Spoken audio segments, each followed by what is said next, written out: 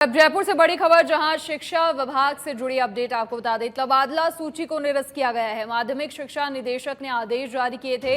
आशीष मोदी ने आदेश जारी करते हुए लिखा, 3 तबादला की गई थी, उनको निरस्त किया जाता है। शिक्षक अब पूर्व स्थान पर ही रहेंगे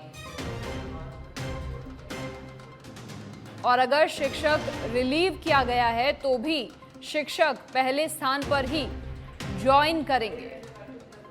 तो आपको बता दें कि 40 प्रिंसिपल्स की तबादला सूची जारी की गई थी। 8 तृतीय श्रेणी के शिक्षकों की तबादला सूची जारी हुई थी और क्योंकि अभी तबादलों पर पूरी तरह से रोक है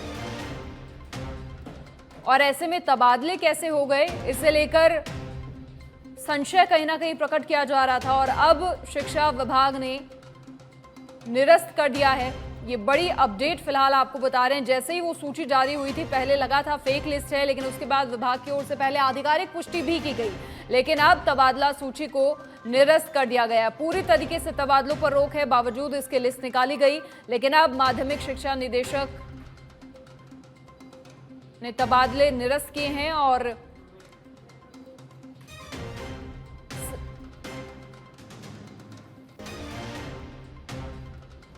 अधिक जानकारी के लिए हमारे सहयोगी कुणाल भटनागर लाइव फिलहाल हमारे साथ जुड़ गए हैं। कुणाल, क्या कुछ ये पूरा मामला है? देखिए, पहले तो तबादलों पर पूरी तरह से रोक ऑलरेडी है, उसके बावजूद लिस्ट जारी की गई और फिर आधिकारिक पुष्टि भी की गई उस लिस्ट की, क्योंकि पहले लग रहा था फेक लिस्ट है और अब वापस निरस्त किए गए हैं।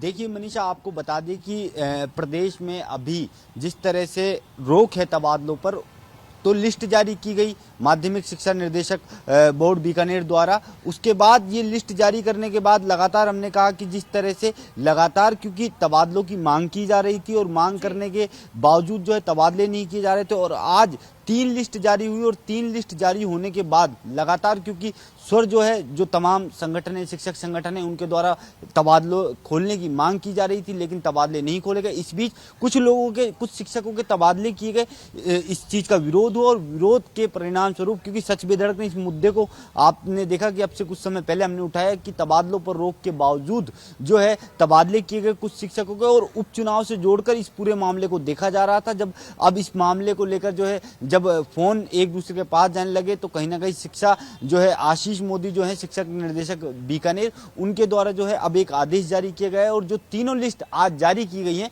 उन तबादलों को जो है निरस्त किया गया है। जो अब शिक्षक है जिनके तबादले हुए थे, जो उनका पुराना पद था वो वहीं पर रहेंगे, नवीन पद उनको ज्वाइन करने से जो रोक दिया गया और तमाम जो तबादलों पर जो लिस्ट जारी की गई थी, 3 लिस्ट, उस पर पूरी तरह से जो है उसको निरस्त कर दिया गया। मनीषा, लेकिन कुणाल, सवाल यहाँ पर यह है कि सरकार के आदेशों की शिक्षा विभाग के जो अधिकारी हैं, क्या उन्हें ही जानकारी नहीं होती? लिस्ट जारी कर दी जाती है ऐसे ही?